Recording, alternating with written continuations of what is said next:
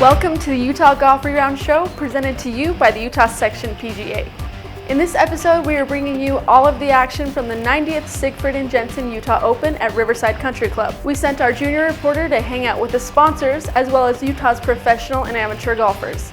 That's a segment you won't want to miss. We'll also be taking you inside Salt Lake City's TopGolf location with PGA Tour member Zach Blair and friends. And of course, we'll be checking in with Judd for another Uinta Golf Minute. All this and more coming up, but first let's start by taking you inside the ropes of the historic Utah Open.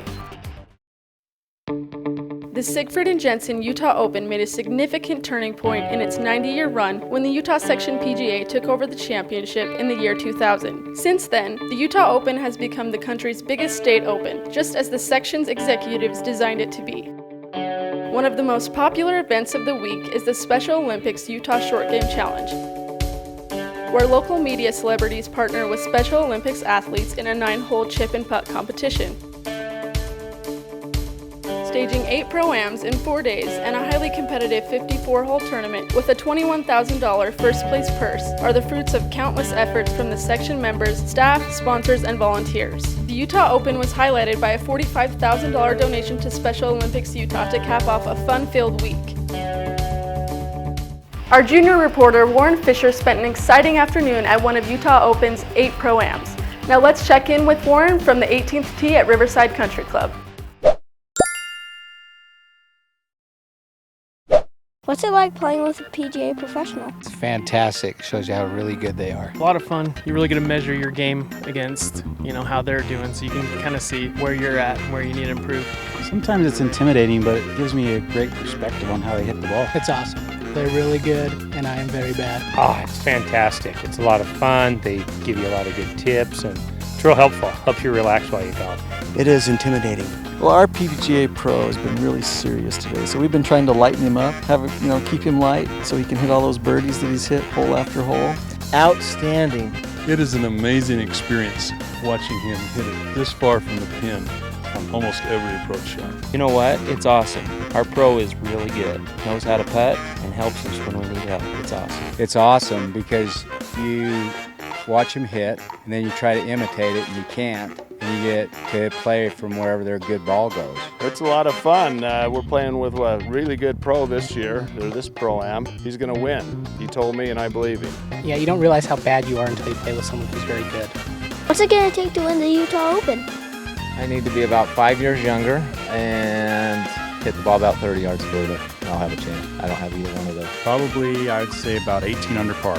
I think it's going to take around 15 to 17 under par. I think it's going to take the lowest score of the week. I'd say 18 under. I think I'm going to need to make a lot of putts, which equals making birdies. So if you make a lot of putts, you got a good chance. That's a great question. I think this year it's going to take 21 under, and that's what I'm going to shoot. It's going to take a lot of solid shots. The greens are nice and firm and quick, so if you can play well and make some putts, then you'll have a good chance. Maybe somewhere around 16, 17 under par. Bless you. Slide it on like those. Hope you win. I hope you're right. Hi, this is Judd with another Uinta Golf Minute. I want to talk to you about a brand new driver that's not even here yet. Hopefully by the time you see this, it'll be here. It's the new Titleist 917 D2 or D3. I happen to have a D2 in my hand. It's got this recoil technology right here. The face is faster and hotter. It also has less spin than the previous driver. It's also got this technology here where you can move this weighting around that will help you to make the club a little bit more draw bias, fade bias. It also helps with spin rates as well. Like the last driver, it's also got the technology where you can adjust lie. You can adjust whether you want to hit the ball a little bit more left or a little bit more right. This driver is hot. You're going to love the brand new Titleist 917 D2 or D3. We have 5 locations in Utah. Come see us at Uinta Golf. For the second year in a row, the reigning Utah State Amateur Champion tried to do what hasn't been done in 82 years, win the State Am and the Utah Open in the same year. But like Jordan Rogers last year, BYU's Patrick Fishburne just couldn't hold the pace for 54 holes. When the tournament began Friday morning, he immediately became the biggest story. His 62 matched the tournament record of the Riverside era and was good for a 4-stroke lead. But he faded on the final day to finish in 5th place after taking a 2-shot lead into Sunday. Even so, he claimed the Utah Open's Low Amateur Award after winning this year's Salt Lake City Amateur and the State Am. Another former Utah State Amateur champion, Joe Parkinson of Alpine, closed with a 67 on the final round and tied for 5th place, the best showing among Utah professionals. Glenwild Golf Club's Director of Instruction, Craig Hocknell, who finished in the 8th spot, was the Low Utah Section PGA member and took home the added money from Black Clover.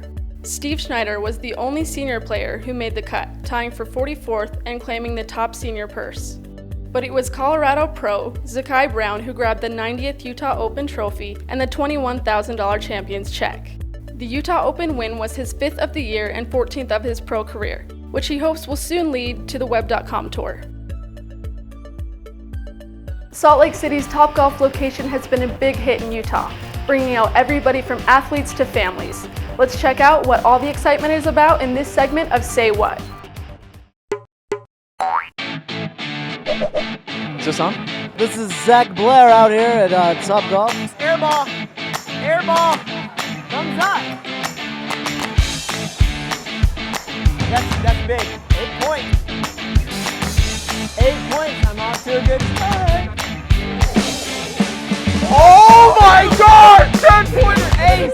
Hey, so we're out here at TopGolf, and we are, doing some interviews here, and we want to ask Dan Horner what he thinks about maybe putting a driving range like this at the Buck Club. I think it'd be amazing. I think we probably need 2 levels, right next to the bumper boats. I think it'd be a great idea. Hi, this is Tyler Beauchamp at TopGolf Salt Lake City, brand new venue.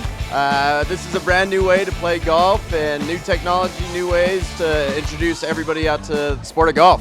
We got Zach Blair out here with us today. So what'd you think? Yeah, we're having some fun out here. Like you said, it's definitely a different way to play golf, but this place is packed and it looks like a lot of people are enjoying it. Who's winning? Right now, it looks like, I think...